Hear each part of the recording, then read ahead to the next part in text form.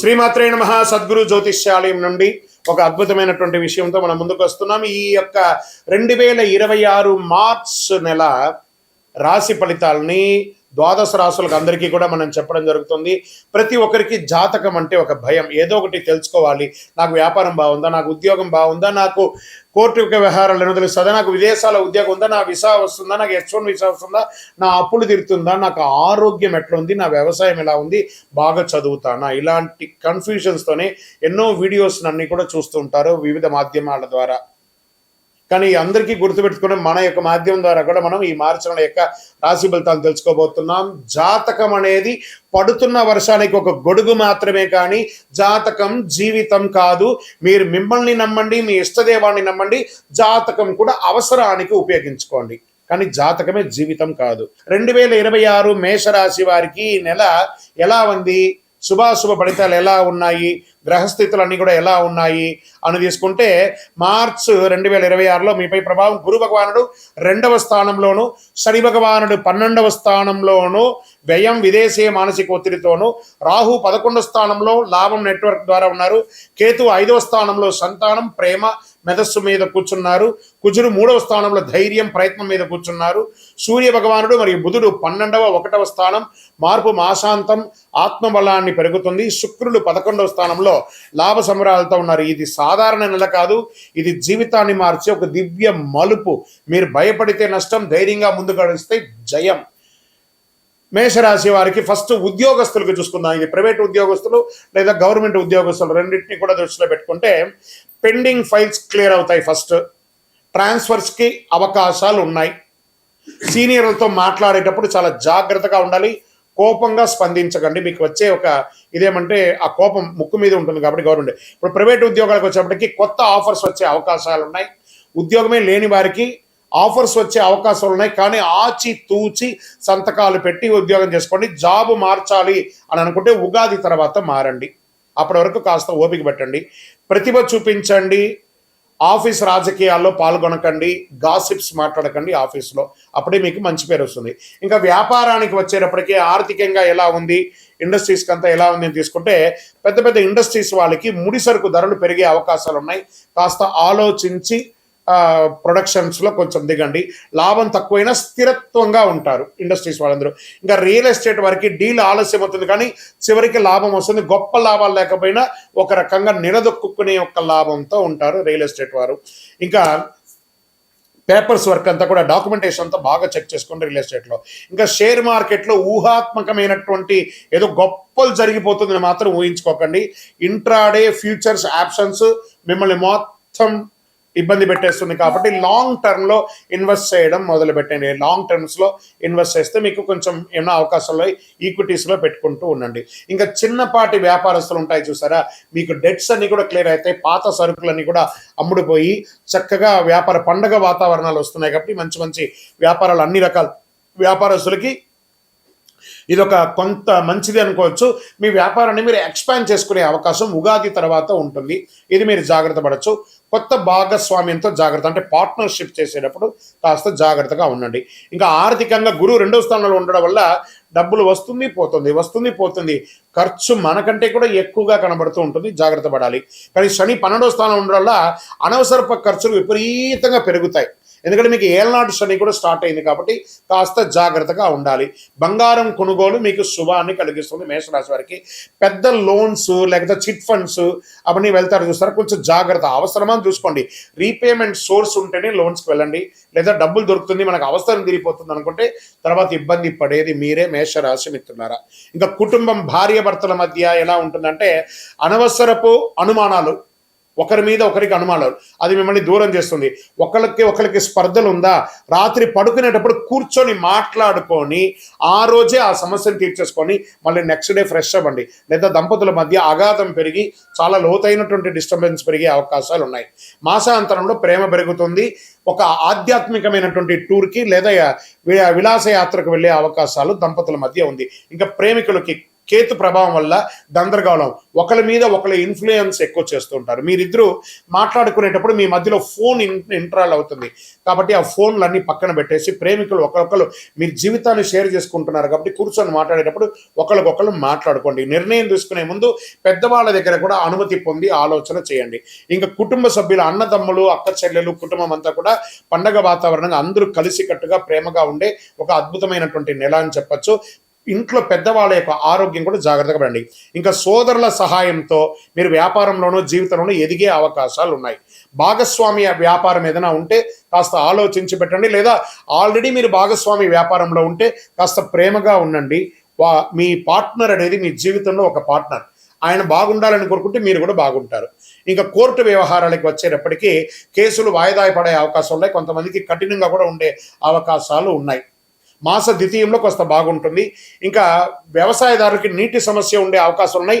మార్చి 20 తర్వాత పరిష్కారం ఉంటుంది. వంట ధరలు మోస్తారుగా ఉంటుంది చెప్పచ్చు. పంట ధరలు, పశువులకి ఆరోగ్య సమస్యలు వచ్చే అవకాశాలు ఉంటాయి, కాస్త జాగ్రత్త పడండి. ఇంకా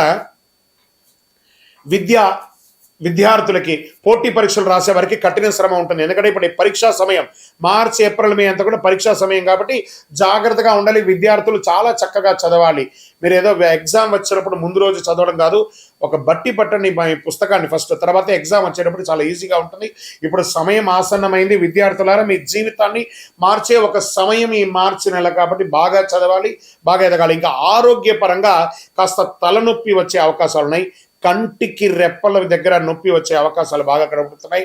బీపీ, షుగర్ లాంటిది, కాస్త రక్తపోటు వచ్చే అవకాశాలు ఉన్నాయి. నిద్రలేనితనం దేనికి చెప్పండి? మీ చేతిలో ఉన్న యొక్క చండాలపు ఫోన్ని తీసి పక్కన పడేయండి. అప్పుడే మీరు హ్యాపీగా నిద్రపోతారు. బెడ్రూమ్లోకి వెళ్తున్నారంటే ఫోన్ హాల్లో పడేయాలి. ఆ ఫోన్ మీ బెడ్రూమ్లోకి వచ్చిందంటే మీ నిద్రపోతుంది, మీ ఆరోగ్యం డిస్టర్బ్ అవుతుంది, హాస్పిటల్కి వెళ్ళాల్సి వస్తుంది. కాబట్టి ఫోనే మీకు శత్రువు ఎవరైనా ఉన్నారంటే ఫోన్, దాన్ని పక్కన పడేయండి. మంగళవారం ఉపవాసం ఉండండి, చాలా మంచిది మీకు. ఎందుకంటే మీకు అన్ని రకాలైనటువంటి లోపల ఉన్నటువంటి హార్మోన్స్ అంతా కూడా క్లియర్ అవుతుంది. ఒక్కసారి మంగళవారాల్లో ఉపవాసం ఉండండి, ఆహారాన్ని తగ్గించండి, సూర్య నమస్కారాలు చేయండి. చక్కగా సూర్యుడి ముందర నమస్కారాలు చేయండి. 12 స్ట్రక్చర్స్ ఉంటాయి కదా, దాన్ని చేయండి. మీరు చేయవలసినటువంటి పరిహారం ఏమంటే ప్రతి మంగళవారం ఓం అంగారకాయ నమః అని 108 సార్లు జపం చేయండి.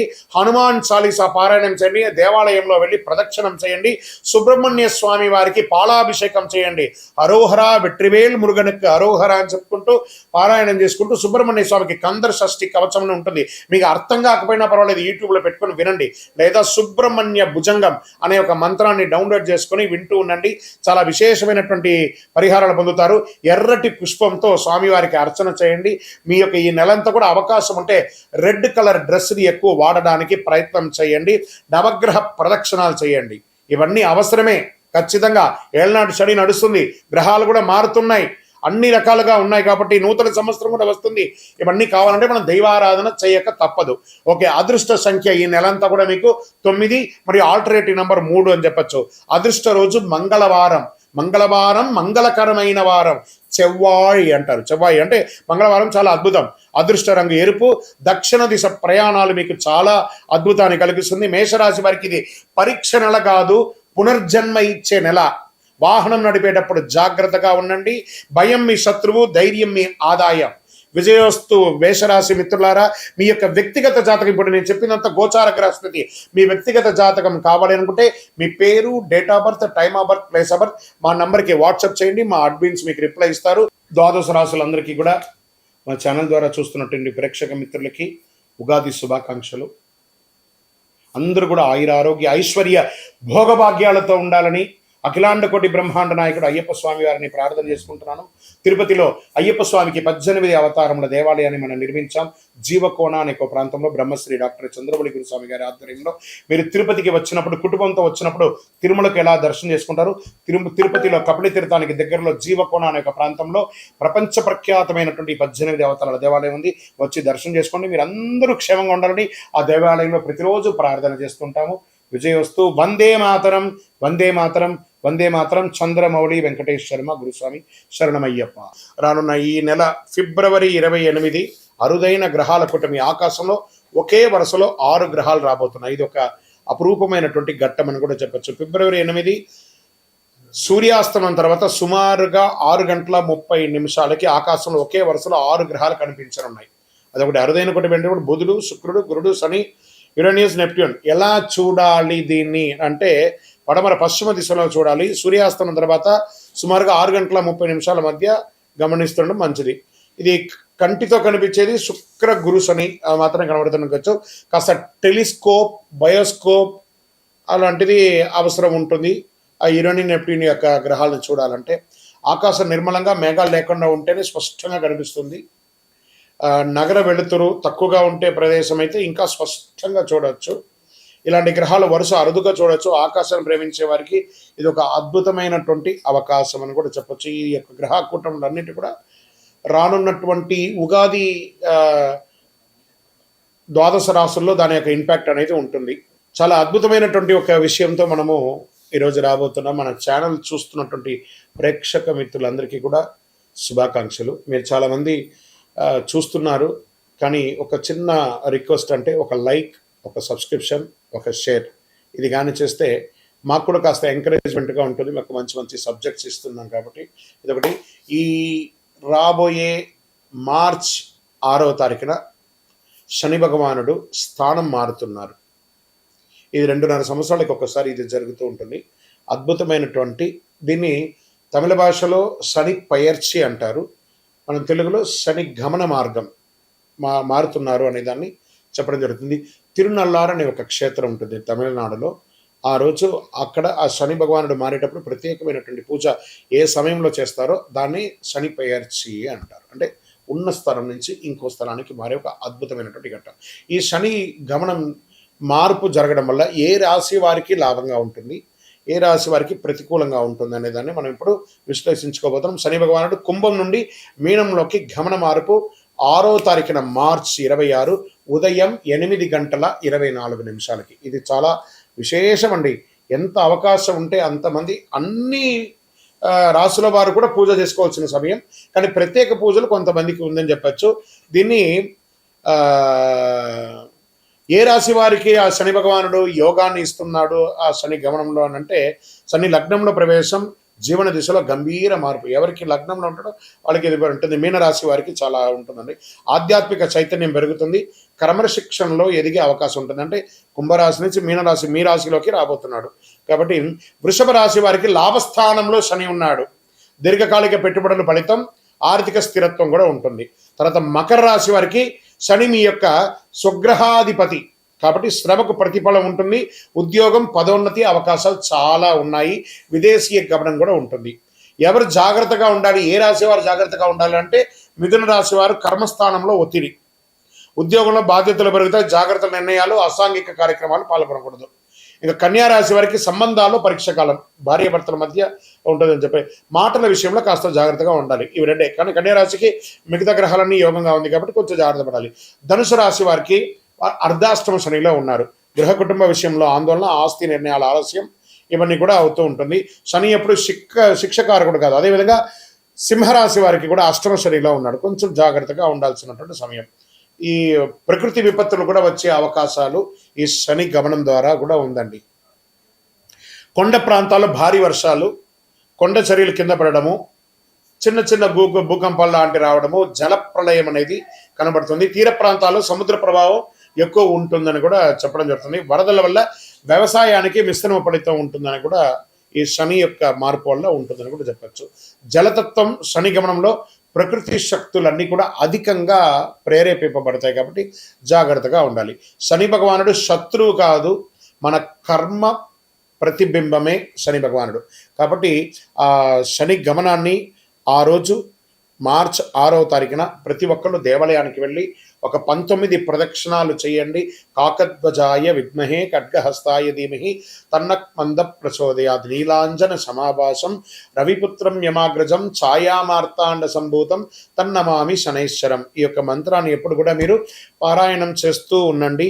చాలా అద్భుతమైనటువంటి ఫలితాలని పొందుతారు.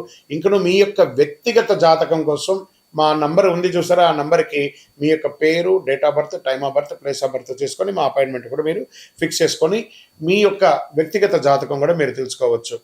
మార్చ్ నెలలో ఉన్నటువంటి ముఖ్యమైనటువంటి రోజులు ఏమైనా ఉన్నాయా? విశేషమైనటువంటి పండగలు ఏమైనా ఉన్నాయా అంటే ఫస్ట్ మనము తీసుకుంటున్నాం. చాలా ముఖ్యమైనటువంటి ఈ మార్చి నెల చాలా విశేషమైనటువంటి రోజులు ఉన్నాయి. 6వ తారీఖున మార్చ్ శుక్రవారం శని భగవానుడు గమన మార్పు కుంభం నుండి మీనంలోకి వచ్చే ఒక అద్భుతమైనటువంటి రోజు ఉదయం 8:24 మార్చి 10 ఆమ్లకి ఏకాదశి. మార్చి 13 మరియు 14 2 రోజులు వచ్చింది హోలీ.